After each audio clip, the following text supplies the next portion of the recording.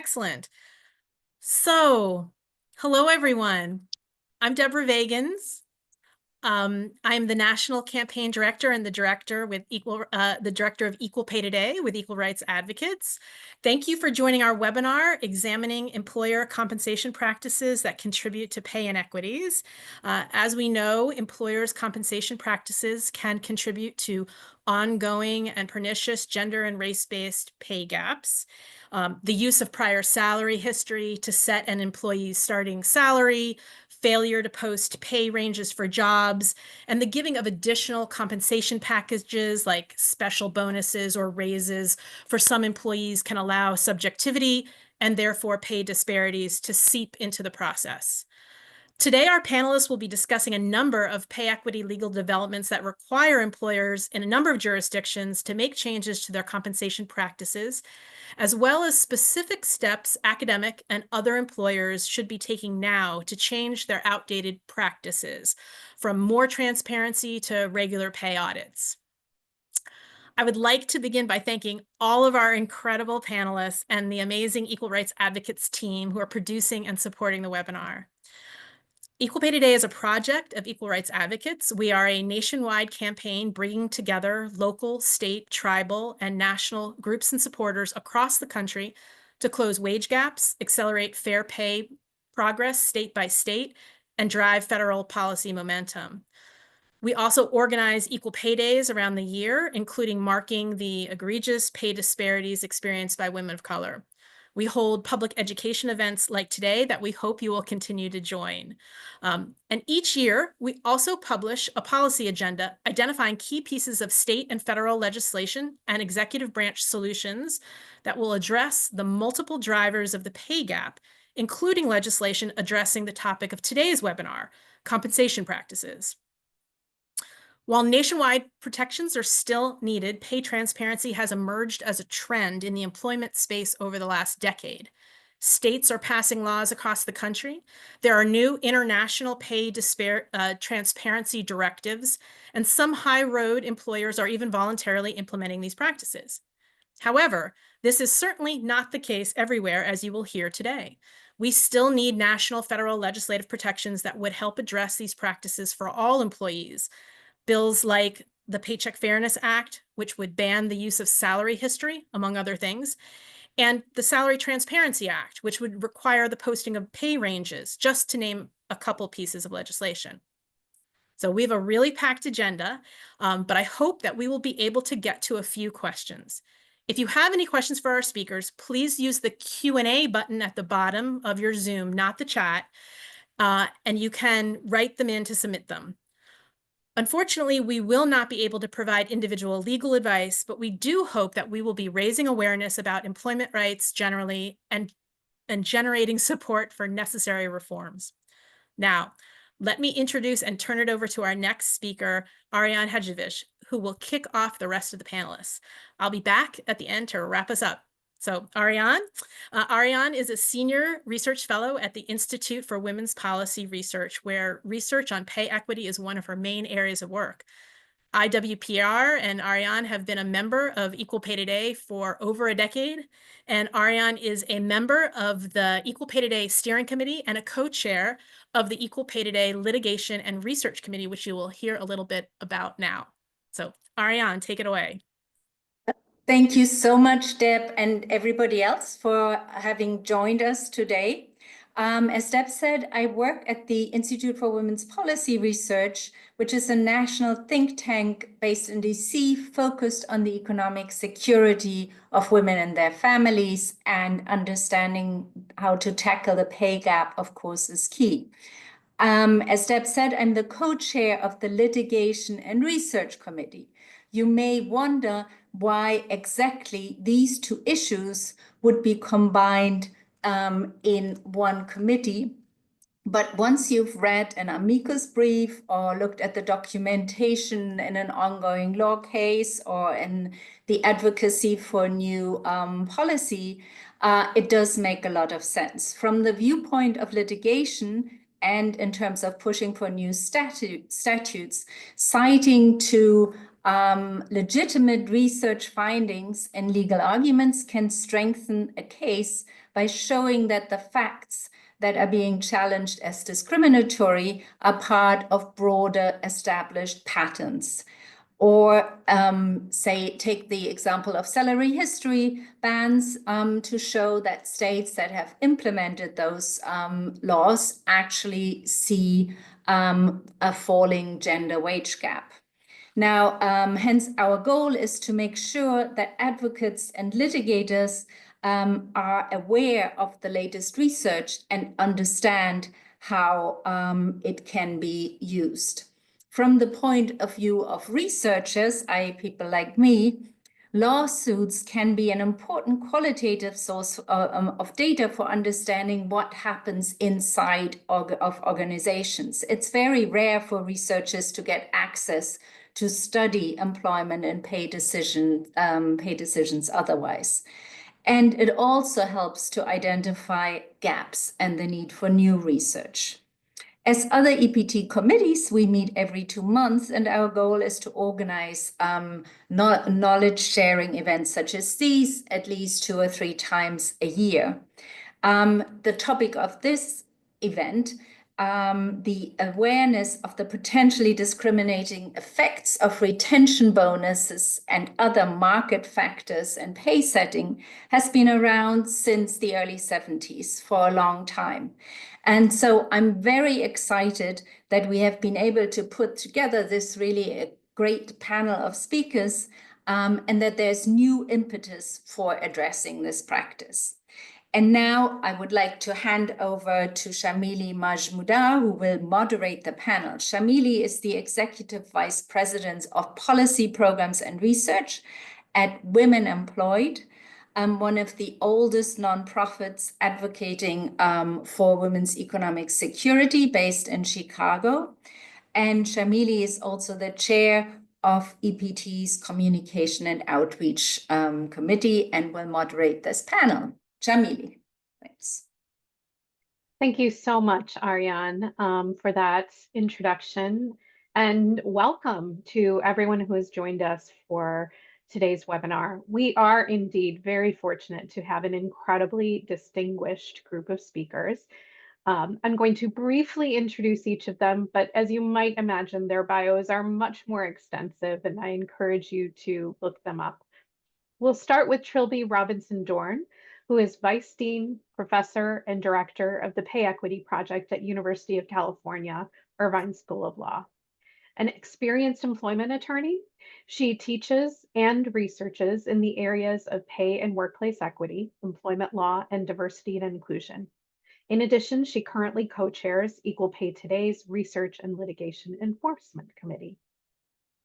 Catherine Bender is a longtime civil rights lawyer and litigator, and currently serves as the Director of Litigation for Equal Rights Advocates. And finally, Rotua Lumbantobing is Vice President of the American Association of University Professors, elected in June 2024 as part of the United Faculty for the Common Good slate. Her current research project is a book that locates women's soccer within broader economic questions concerning race, class, and gender. We're going to begin with Professor Robinson-Dorn. What can you share about your work on practices that universities and other employers should follow if they want to stay within the law? Thank you so much, Sharmili. It's wonderful to be here with everyone today. Give me just a quick second to get my slides up, and then I will answer your question. I have been researching university compensation practices, specifically how law schools pay their faculty, for an article that's forthcoming in a journal. And I've found that many of the recommendations in my article also apply to other employers as well. So the focus today is going to be, as you and others have said, on actionable changes that employers, including universities, but not only universities, can and should make to their compensation practices. As all of you know, there are still significant gender and racial pay gaps across the professions. Just to give one example, in 2022, 2023, the AAUP reported that female full-time faculty still earned on average only about 82 cents on the dollar as compared to male full-time faculty at our universities. There have been numerous pay equity lawsuits against a range of employers, including universities, including against University of Denver, Oregon, Colorado, Texas, and Vassar, a historic women's college, which Kathy will talk to you about later today. The stubborn pay gaps in academia and other professions remain despite substantial progress made in the composition of women in student bodies, the workforce, including on faculties. For example, again, today, roughly 55% of law school graduates are women, up from 3% in 1960, yet a significant pay gap remains. And employers' specific compensation practices can embed or even exacerbate a gender pay gap. And I guess of note for today's talk, they're within the employer's control, perhaps unlike other systemic causes of the pay gap, like occupational segregation. So employers can and should consider changing their pay practices now to advance pay equity. It's especially true now because, as has been alluded to, several of the historic pay practices American employers use have been recently outlawed or called into question in a number of states and other jurisdictions. In some jurisdictions right now, female employees may have more leverage to demand change from their employers than they've ever had in the past based on these legislative changes. So I'm going to go to my next slide and focus on 4 specific compensation practice recommendations. I have 5 on here because I'll just quickly touch on the 5th one. And what I'm going to do for each of these historic compensation practices is briefly describe what the practice is, why it contributes to gender and pay inequity, recent developments in the law that relate to the practice, and briefly what employers and women might be able to do if this practice is being used in their workplace. I do want to note here that my recommendations and what I'm about to talk about are consistent with EPT's vision of eliminating the gender pay gap through correcting unfair workplace practices and through increased wage transparency, as Deb mentioned. So the first practice I want to talk to you about is an employer's use of a woman's prior salary to set her new salary. So what happens here? This happens when an employer asks a new hire or an applicant what her pay was at her prior employer and bases the pay at that employer upon the prior pay, perhaps bumping it up a little bit to induce the person to come, but basically the pay is tethered to the prior pay. This has definitely been a common employer practice in academia, and it's also used in other segments of the workforce. What's the problem with this practice in terms of pay equity? Research demonstrates that using an employee's prior salary to set her new salary embeds gender and race pay inequities. Employers who rely upon prior salary to set pay are basically anchoring a woman's salary to prior pay that may well have been the result of discrimination, given the pervasive pay gap in the US. This can have long-lasting and compounding negative effects on women's earnings and retirement savings, since many employers use your pay and raise it by a percentage, when you're getting a raise, and they also base your retirement sometimes off of what your highest salary was, et cetera. So this reliance on prior salary compounds inequities over the life of a woman in a particular workplace. Recent legal developments here are actually quite helpful for women. Relying upon the growing body of evidence regarding the impact of prior salary history on pay equity, numerous state legislatures have acted within the last 7 years. At the federal level, there hasn't been action really, but many states have now passed laws that prohibit employers from relying upon prior salary in setting pay. This is an ever-changing area, but as of a few months ago, the last time I looked at this in detail, at least 16 states had enacted salary history bans that apply to all employers in those states, in addition to Washington, D.C., and numerous other cities and counties that also have these bans. So I won't have time, obviously, to talk about all the laws, but I want to list a few states for you, looking at who's registered for this webinar, and also states that tend to be populous that have these bans in place right now. So they include my home state of California, they include Massachusetts, Illinois, New York, Minnesota, New Jersey, Oregon, Washington, and a number of others. The details vary from state to state, but do note the extent of this prohibition now across the country. Just as one example, in my field of legal academia, at this moment, 42% of accredited US law schools are now located within states with salary history bans. So that's obviously quite significant. So what should employers do now that this practice still exists, but it's outlawed in a number of states? First of all, on a really basic level, employers in those states or cities where the practice is illegal need to stop doing it right away. They need to stop relying upon prior salary history. In addition, a 2020 case, I'm not going to talk much about case law. Kathy is going to talk a little bit about it after me, but a 2020 case called Rizzo in the Ninth Circuit makes clear, that's R-I-Z-O, makes clear that use of prior salary will no longer be considered a defensible factor other than sex under the Equal Pay Act. So even if you're not within one of the states that has a law, the Ninth Circuit is also calling this practice into question. All employers that previously used prior salary should also do a pay equity audit, because even if your employer has stopped relying on prior salary, if they did it in the past, there may well still be inequities baked into the compensation of individual people in that employer. So employers should really do an audit and correct for any inequities that were caused in the past by reliance on salary history. And frankly, in my opinion, even employers in states where this practice is not illegal should consider stopping the use of prior salary, because there's extensive research that shows that it embeds the gender pay gap. And there's also more momentum towards additional state salary history bans. So if you don't have it right now, it might be coming. So that's another reason to consider changing your practice. Moving to the second practice on the slide. Oh, I'm sorry, I actually forgot one important thing, which is what can women do if they work for an employer that uses prior salary, et cetera. The first thing is that if you're thinking about changing jobs, you should learn whether the state that your new job is in prohibits the use of prior salary. As we all know, just because something is prohibited doesn't necessarily mean employers aren't still doing it. But you should know going into interviews, et cetera, whether employers are actually allowed to ask you about your prior salary. There are various lists online of what the state laws are, including a good one from the National Women's Law Center.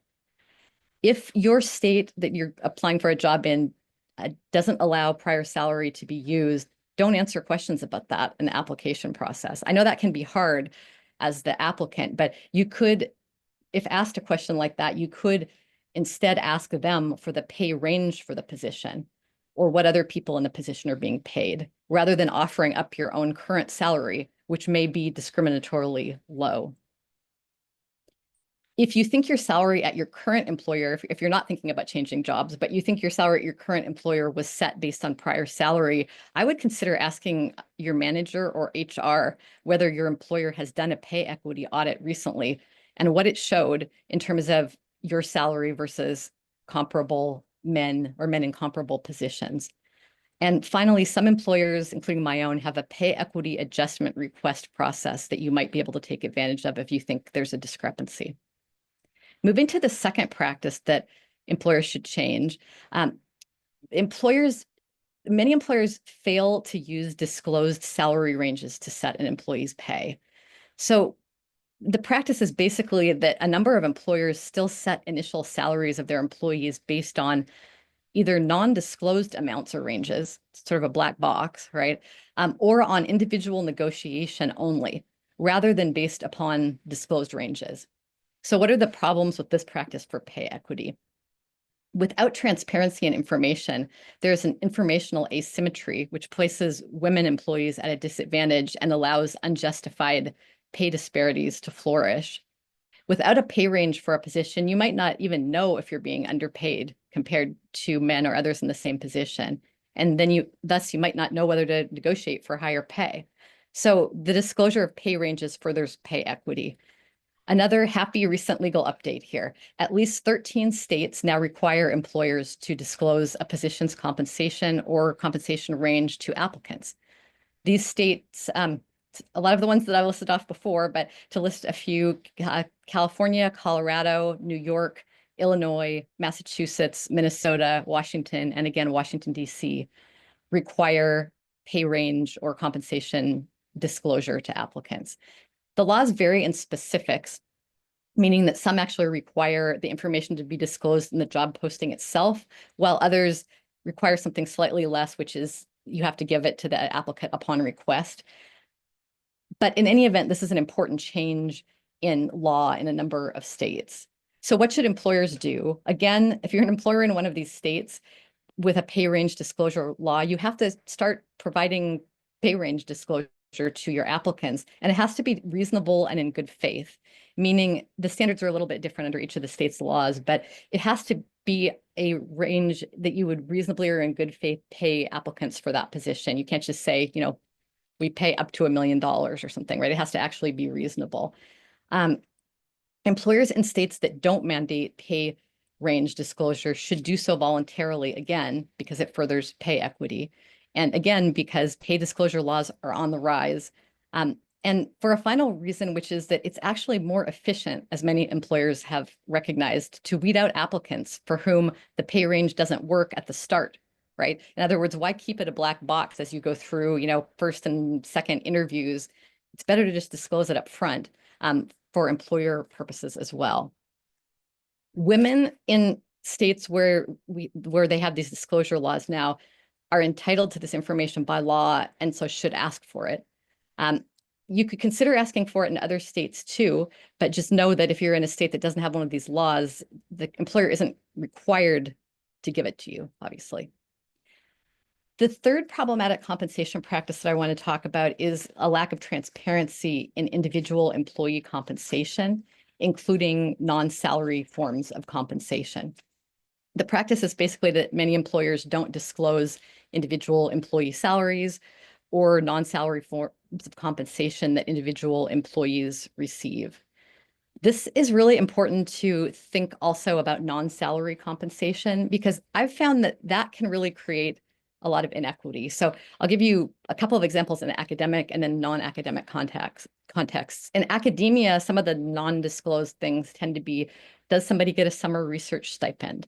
Do they get a research account to travel and go to conferences and things like that? Is there a housing allowance maybe at some universities? That stuff tends to not be disclosed. In the private sector, this could include non-salary benefits like stock, incentive payments, bonuses, things like that. Those are all part of compensation, right? And should be disclosed. The problem here is that they're not, this information is not disclosed. But research shows disclosure of this information reduces the gender pay gap. So there was a recent study in Canada after Canada instituted a public sector pay disclosure law, and it showed in the university context that, quote, the law significantly reduced the gender pay gap for university faculty in Canada when the individual salaries and other comp had to be disclosed. Sadly, we don't have a legislative fix yet, a pervasive one yet in the United States. There are no state laws that require individual employee compensation be disclosed in the way that I'm recommending here. So obviously, I would be an advocate for employers doing this voluntarily for pay equity reasons. A couple of nuances on the employee side, though.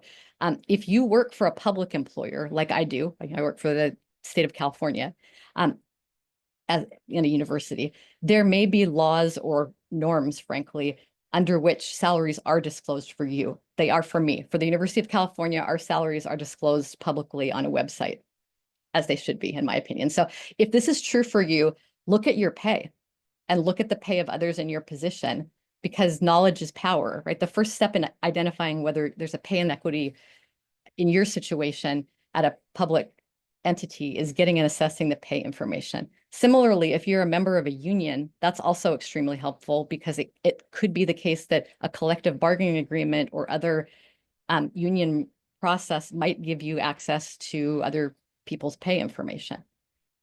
A few private employers do disclose individual salaries, like Whole Foods, for an example, but not many. And it's also telling that the EEOC has ordered some employers to do this. So the EEOC ordered, for example, the University of Denver, when it got hit with a big pay equity lawsuit, again, regarding faculty, it ordered the University of Denver to disclose individual employee pay internally. Finally, if you're at an employer that doesn't disclose individual pay, but you're in an administrative position where you have access to that info internally, I would consider whether you were comfortable doing sort of a back of the envelope pay equity assessment yourself, looking at the information and bringing any discrepancies to the attention of somebody in leadership. The fourth and final practice that I want to talk to you about today briefly is the use of retention raises, also called retention offers or retention bonuses sometimes. So the practice here is that an individual, usually, oftentimes this occurs in academia, but it can occur in other contexts too. An individual, I'm going to say faculty member for the purposes of this one, seeking a salary increase will apply for a faculty position at another school. If he receives an offer, and I'm saying he because this is a gendered practice, I'll get there in a minute, but he will then ask his home school to match or exceed the higher salary offered as a condition for remaining at his home school. The home school may decide to give the faculty member the raise to induce him to stay. The problem is that there are numerous studies that demonstrate retention offers are gendered. In short, male faculty are more likely to seek and receive retention raises across industries than female faculty. Across types of academia. As one MIT report concluded, this inevitably leads to gender discrimination in salaries. Kathy is going to talk to you about a case called Freed in a few minutes, so I'm not going to do a spoiler alert there, but keep that in mind when she's talking to you. That's about retention bonuses. So employers should consider doing away with retention offers, especially in the Ninth Circuit, where this Freed case she's going to talk to you about call them into question now. It would avoid pay equity problems. It would also save the employer the time and resources involved in this elaborate game where oftentimes people don't actually really intend to leave. They just go through this whole application process to get a raise. If your employer's not going to get rid of retention raises, it should only make them in connection with similar increases to the salary of women in the same rank at a university. So in other words, if I'm a man and I go out and get a retention raise, and now I make $20,000 more than the comparable woman, the university has an obligation to look at that and say that the woman is now underpaid and her salary should be raised. So if you're a woman, yes. Trilby, I'm so sorry to break in. We want to make sure that we have time for the other pieces. Thank you so much. You've covered so much of course about employer practices in such wonderful detail. And as you noted, we're going to have Catherine speak next about the cases you mentioned. Fantastic. So again, thank you. And so Women Employed Where I Work is based in Illinois. And we recently became one of the states that just passed a salary transparency law. So this is all very relevant, very of the moment information. So thank you again for that comprehensive overview of employer compensation practices that can lead to pay discrimination. Catherine, we're going to switch over to you. We know employees sometimes challenge pay discrimination by filing lawsuits. Can you tell us about some illustrative cases in which the gender pay gap for women was challenged in court? Sure. Thanks, Sharmili. Can you hear me? Yes. Okay, great.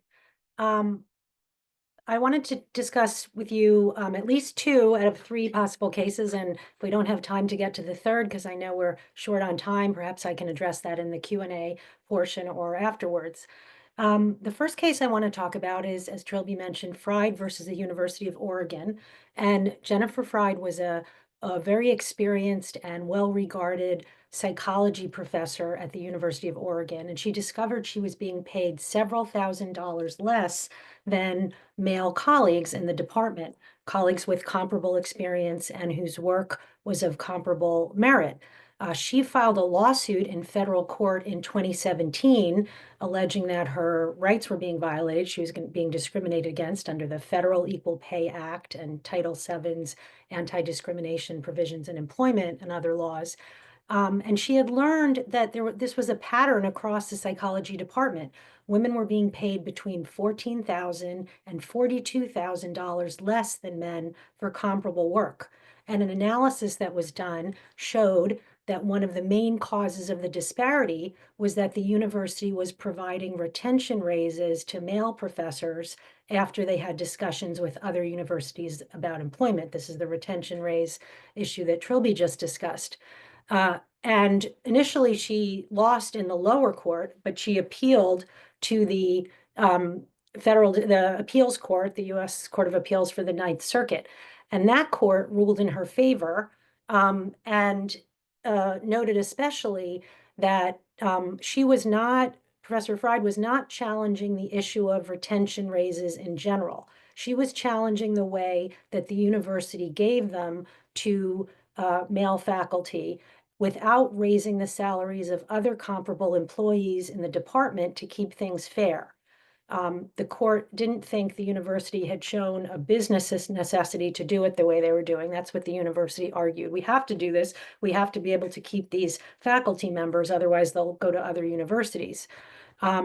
Professor Fried argued that the university could give retention raises to retain faculty, keep the professors from leaving, but they also then need to look at the rest of the salaries in the department and give comparable increases to other similarly situated faculty. The way they were doing it resulted in a situation where men were being paid more than women.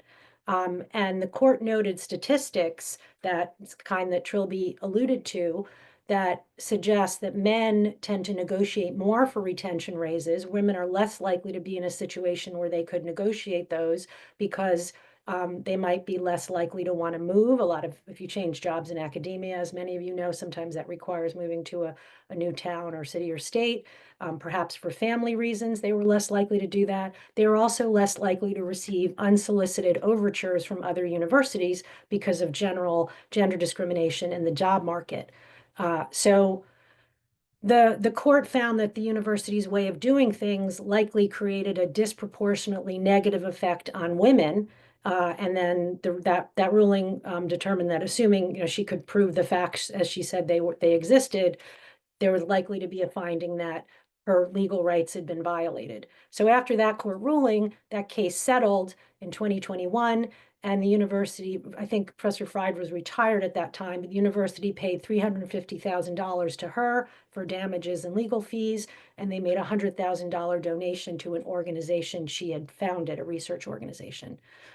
The next case I want to talk about is currently being litigated. It's a case against Vassar College, Wendy Graham and others versus Vassar College. And that case is being litigated by my office, Equal Rights Advocates, together with our terrific partners at the law firm Leaf Cabraser. And Vassar, as some of you may know, is in upstate New York, and it was originally an all-women's college, and it touts itself as a pioneer in education for women. But unfortunately, it appears the university is discriminating against its own women professors in pay and paying more to male professors in general. And we filed this lawsuit in 2023 on behalf of 5 women full professors. We'll be seeking to proceed as a class action, hoping to represent all of the women full professors at the college. And we allege that they underpay women compared to men. They take longer to promote women than men. And their system for evaluating professors, which has an impact on pay and promotion, on tenure, et cetera, is unfair to women. And we're in the very early stages of this case, but I did want to mention one significant court ruling. One of our claims is under New York's state equal pay law. As Trilby mentioned, many states are enacting their own laws. We don't only have to rely on the federal laws now in many states. And under New York's equal pay law, it's illegal to pay women less than men for substantially similar work.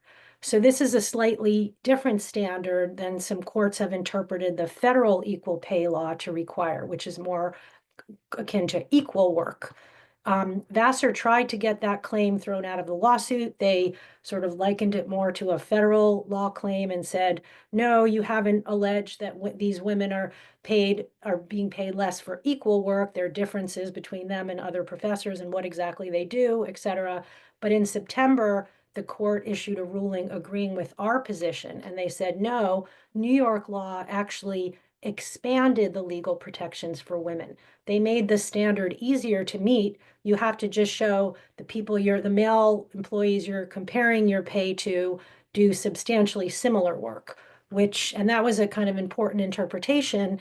And we're going to move forward with the case and hoping that, there'll be more courts and more cases interpreting the New York equal pay law that way.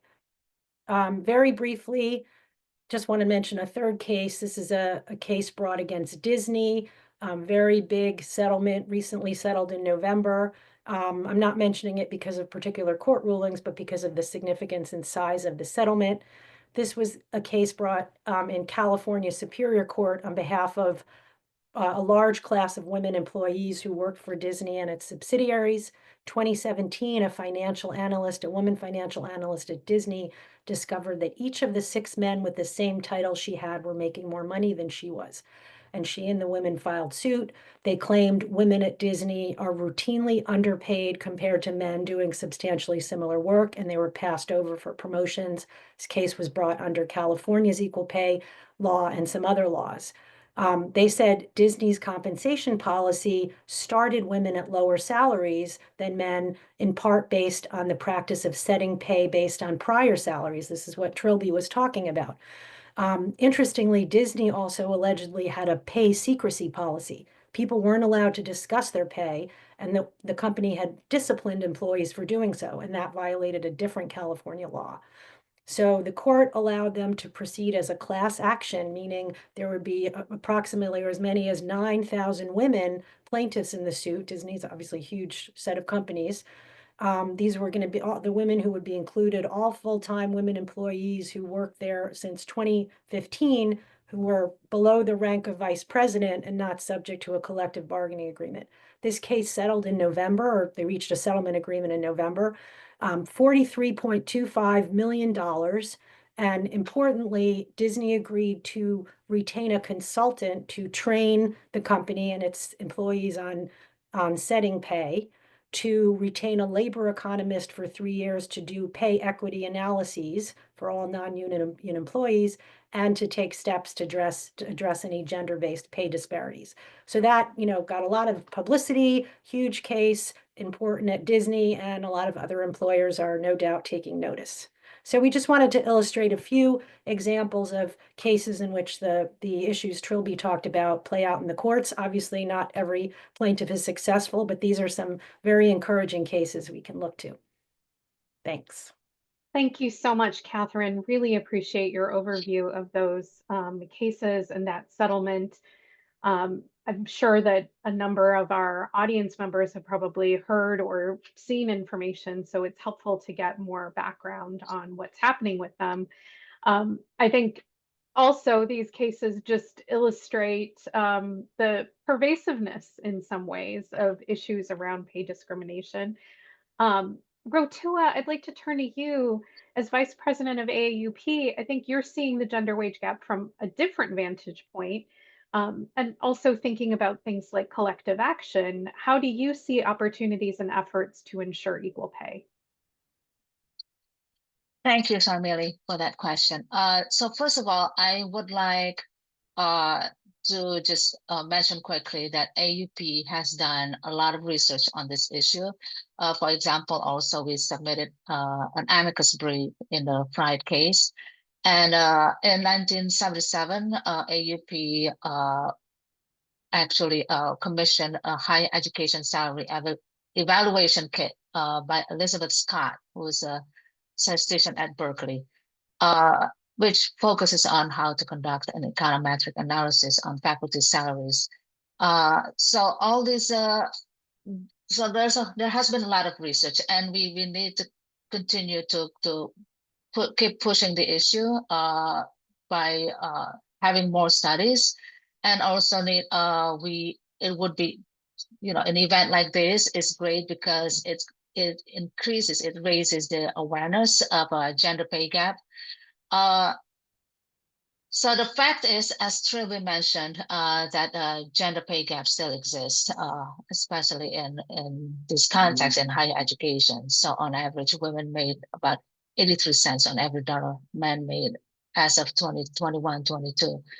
And so what are the opportunities and efforts towards ensuring equal pay? I can see several opportunities.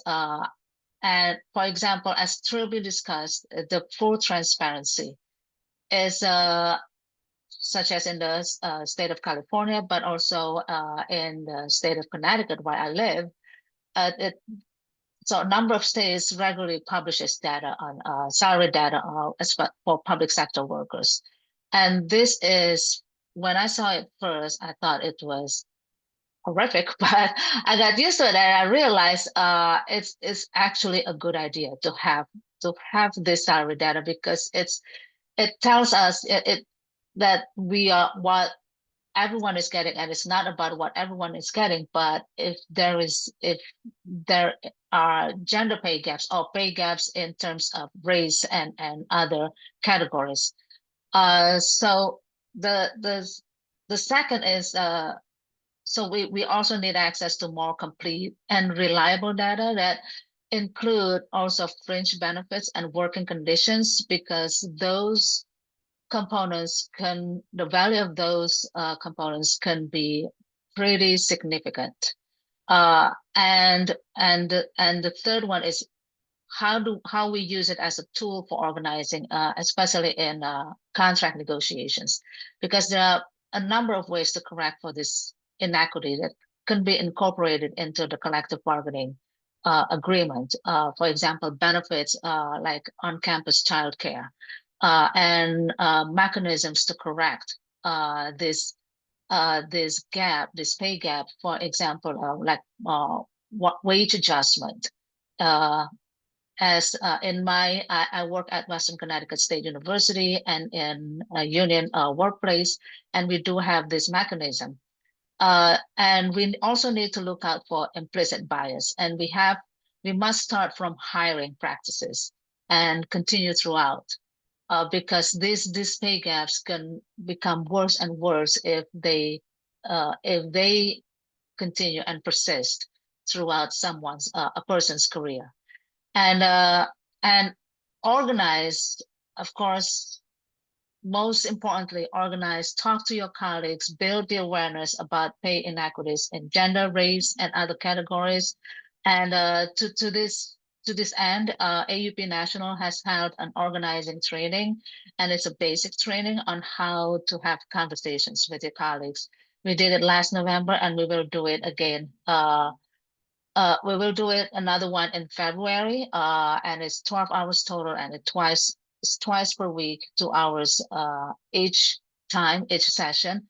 And this is also where we can build power. Because this is not going to happen overnight, obviously, as we know. But our employers will not be just give it to us when we complain about it, when we bring it up. But if we stand together, then we will build power, we'll organize, and we empower those who are on the wrong end of this pay gap. And lastly, I would like to say that we need to educate everyone.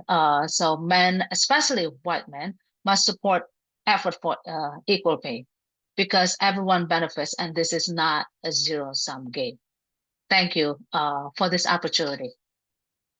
Thank you so much, Rotua. I think what you said about organizing, building power together, collaborating, education is what Equal Pay Today is all about. So very much appreciate you underscoring the importance of organizing and collective action. We are going to move into the Q&A.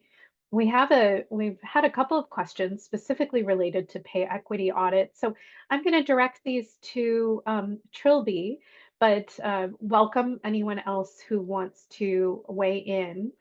The questions about the pay audits are really about how we convince employers to actually proactively conduct a pay equity audit. Um, so that's one question, and another saying, if you do request one, and your university, or I would broaden that to your employer, does not conduct it, what recommendations would you have? Sure, thank you. Those are great questions. Maybe I'll go in reverse order, but I will get to the how could you convince your employer as well. They're interrelated in a way. Pay equity audits have been a recommended best practice in compensation for decades. The AAUP has definitely been involved there, as have other organizations. And so actually, not meaning to be overly harsh, but employers that aren't doing them are way out of step with what a long-term recommended best practices have been. So perhaps I'm suggesting some degree of, I don't know if it's shaming, but of talking with your managers or HR and explaining this. Private companies have been doing this for a long time, as just in the regular course of business. So the idea, of course, behind them overall, there's a lot I could say, but we don't have time, so I'll keep it brief. The idea is that in order to know what you need to fix, you need to have the information and the data. So you would be looking overall as an employer at not just what each individual person is paid compared to comparable people, but also what your practices are. So ideally, you're going to come out of the pay equity audit either identifying individual disparities or not, but usually you do, and then you have to correct them as the employer. Legally, you have to correct them. I mean, you're on notice that you have pay inequity, and that needs to be fixed. And you also need to fix your practices. So again, if you don't want to just look and see what's the matter or who's being underpaid, you want to see what was the cause of that. There are a lot of specific recommendations on how to do them, and people who are interested in that, feel free to email me. It's part of my article, and I work with pay equity consultants. But I guess one quick final note, and then I'll stop, is that you don't have to be super sophisticated with statistics, et cetera, in order to do this. There are two general types of pay equity audits. There's sort of a back of the envelope one for smaller employers, and then there's the big regression analysis, where you're using an outside expert. They both can move the needle in terms of pay equity. So I guess I just don't want people to think that, like, if you don't have the resources in your employer to do the big fancy expert consultant one, you can still do a more informal one and make a difference. Great. Thank you so much, Trilby, for that. Did anyone else want to weigh in on that?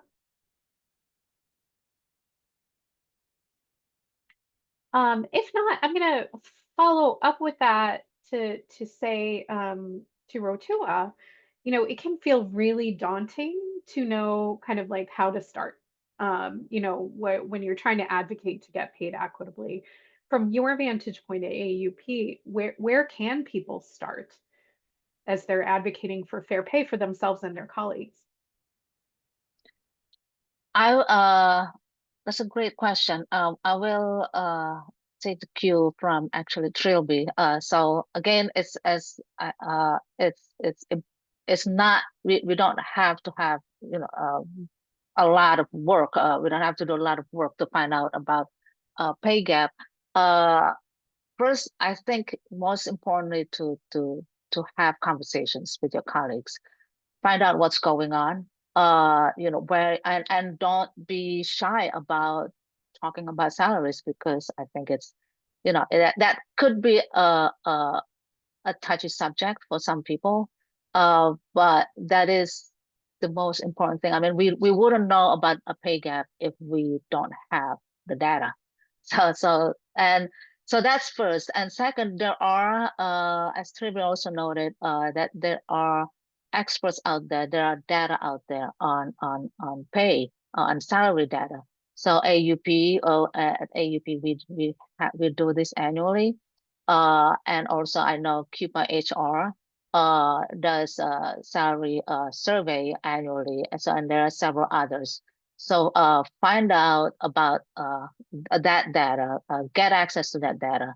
And I would like to also mention that the National Center, okay, this is a long one, so on National Center for Study of Collective Bargaining and the profession of higher education, at which is housed in the Hunter College, also has an incredible resource on salary and also collective bargaining agreement. So that can be the start. And if you want more, if you need more data and you're in higher ed, especially if you're in the right to work states, or you are in the non-union workplace, then you can also ask AUP, contact AUP, because we have grants, we have grant programs where we can help with experts and research staff who can help at least to start trying to get data at your workplace. Thank you so much, Rotua. Catherine, did you want to weigh in as well? Yeah, I just wanted to mention that another possible source is that sometimes for academic employers, they might submit information to the Chronicle of Higher Education. That's actually part of the impetus in the Vassar case. Some of the women saw some gender-related pay data in the Chronicle of Higher Education. So that's something to think about as well. Great, thank you for that. We have a few more minutes for Q&A. I did want to ask about this idea of how we've talked about equal pay for equal work across time. And that some of that has transitioned, right? We've begun to talk about maybe equal pay for comparable work or similar work, in order to really ensure that there is a fair comparison going on. Can any of you speak to that evolution, and why while equal pay for equal work may continue to be their slogan, that's not actually what we're seeing emerge as people are advocating for policies or laws? I can take a quick start with that, which is that, and others can correct me or jump in. This is another area where the states have made the movement, right? The Equal Pay Act is equal pay for equal work, and that, without diving too into the weeds, courts have interpreted that differently. Many of them have interpreted it in ways that bar women from being able to bring these claims, meaning that the jobs have to be, the people themselves have to be extremely similar as opposed to sort of the duties of the job. So in reaction to that, several states have passed laws that actually make the standard broader. They make it either substantially similar, like you said, Sharmili, or comparable, or there are variations on that language. So I think it's a bit early to know what the impact of that will be, but my understanding is that the Vassar case that Kathy talked to you about is in part using the New York statute, which has a broader standard. So I think it's something for all of us to keep our eyes on closely, is are those state laws that have the broader, that don't say equal pay for equal work, but say something broader, are they going to actually allow more women to bring claims? Great. Since we are coming up on time, I'm going to ask a final question, and I'd love for each of you to weigh in. The gender wage gap has been stubbornly persistent, as all of you know. Where do you see momentum for change, and what makes you hopeful that we can close the gap? We'll start with Catherine and then go around. Sure. Well, I mean, since I'm mainly focused on litigation in my work, I'm encouraged by this increasing number of state laws that can be used for enforcement of rights. Hopefully, the laws will affect the employer's behavior to start with. If that doesn't happen, we are having hopefully better and better tools, at least in many states, not all, to enforce rights in the court. And as Trilby said, some things like the problem of the equal pay standard, that's been a real obstacle for a number of people to prove, to say there's a comparator, I can compare myself to that male employee, and we're doing exactly the same work. That's the very hard standard to meet. So that's encouraging. Also, I mean, one of the biggest reasons for persistence of this gender pay gap is that people don't talk, they can't challenge unequal pay because they don't know about it. They don't know what male employees in their office are earning. It's not a norm necessarily to talk about it. Some companies, like in the Disney example, discourage people or even prohibit people from talking about it. So there are an increasing number of laws now that where states are saying employers can't do that. They can't forbid people from talking about their salary. And that, if once, you know, this becomes a little bit of a more open conversation, it will sort of reveal more gender pay discrimination and hopefully provide more opportunities to combat it. Definitely. And I think we're also seeing, right, generational differences when kind of like willingness to be open about pay. Rotua and then Trilby. I will echo what Kathy said, is that we want to know if someone is paid lower than another person in a comparable position, if they don't know the data. That's the thing. So it's definitely knowing the salary, your salary and other people's salaries, that's important. And it's not about, you know, which grass is greener, but it's more about knowing whether or not this pay gap exists across genders, and I would say also across race, because as a woman of color, I know that that women of color are paid even lower or have worse pay gap compared to white women. And this is, I think, especially true for Black women. So this is, so it's, yes. But second, I will bring it to the collective bargaining. For those, if you are in a working union workplace, definitely bring this idea in to incorporate mechanism to correct for this inequity. And it doesn't have to be, I mean, first and foremost, of course, in terms of salary, but it doesn't have to be just that. It can also include other benefits that so to correct that inequity. Thanks, Rotua. Trilby, we're going to go to you, and then Deb will close us out. I'll be quick. I think everyone has said is really important. To me, there are three things that make me encouraged about progress: the state laws, as others have mentioned, the movement in the states, and the fact that even more states are considering adopting these laws. That's the first. The second is actually Equal Pay Today and organizations like this that care so much about the issue and have people so engaged. So if you're not involved in Equal Pay Today, I would encourage you to be, because I think this is an amazing organization. And then finally, I agree with, I think it was you, Sharmili, that said that it's sort of a generational thing. I teach law students, and I literally was just teaching pay equity law yesterday, and we had a conversation about pay disclosure, and everyone in my class said, yeah, we talk about our pay. We all, when we got our first law firm job, we all checked with each other to make sure when they say the starting salary is X, it really was X, and like there's really not a taboo. And I feel like that's really different from my generation and a really positive development. Wonderful. Thank you. Deb, take us home. Great. Well, I mean, I couldn't have asked for a better segue than that, Trilby. So thank you so much. So I just really want to look at, we could keep talking. This just scratched the surface. I want to thank you, Sharmili, for moderating. Thank you for this wonderful panel. I want to thank the Equal Pay Today Research and Litigation Enforcement Committee, whose the brainchild this was. And so you are all so amazing and generous with your time. It's been a pleasure working with you and learning from you. As Trilby said, you know, I really hope that you can check out equalpaytoday.org. You can learn more about us, our work.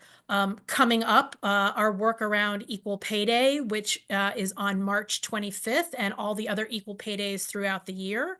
In February, we're going to be releasing our new policy agenda and ways to take action. We will be addressing specific legislative solutions to many of the things that we talked about today, and I talked about a couple of them in the opening remarks. I also encourage you to check out the websites of our speakers organizations and institutions, and check out their work. We will be following up after this with a recording and sending out any key documents comments as well. And we'll also try to follow up on some of the questions as well with folks. And then finally, after you close out of this webinar, you will see a survey.